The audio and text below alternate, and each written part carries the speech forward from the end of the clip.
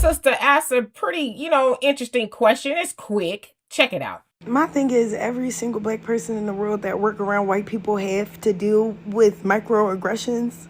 Like, it's nothing y'all HR can do about it. Nothing, not a thing. So as you heard her say there, basically every black person that works around white people, we have to deal with microaggressions.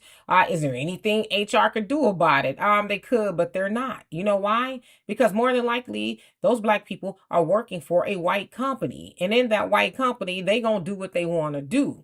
So to me, the better conversation is, hey, black folks, when we gonna start building our own companies and we ain't got to deal with those microaggressions?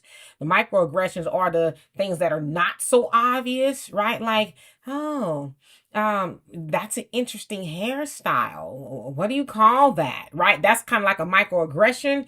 But yeah, when we start building our own businesses and we control and operate them and have our own HR and things like that, we don't have to deal with that as much. I'm not saying we don't do it to each other. I think we kind of more obvious with it, like, ooh, girl, your hair. But no, for real. Those are the conversations we need to start having. Right now, you guys know the numbers. We give what?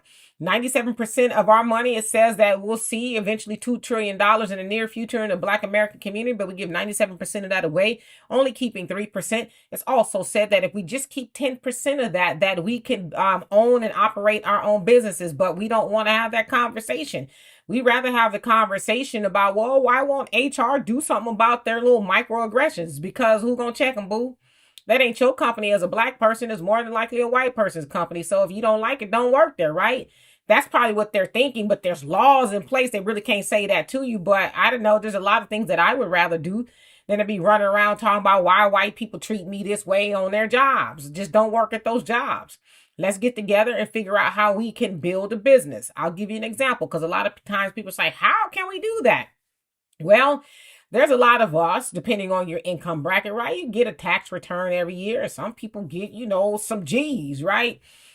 Instead of going and putting that back into the economy and with the oppressor that don't like you, how about you get together with a couple of your friends or family members and say, hey, I got $5,000 back this year from an income tax return. And the other person might say, oh, I got that too. Why don't we put a couple of $1,000s together and build a business? It don't have to be nothing grand, right? Like a corporation yet.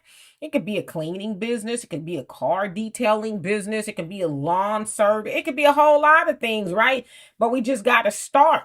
But until we do those things, because that's what our ancestors did. Our ancestors was like, well, I know how to, manicure a lawn, or I know how to wash clothes. Why don't I open a cleaners or something like that? They didn't have to start big. They just said, I already know how to do these things.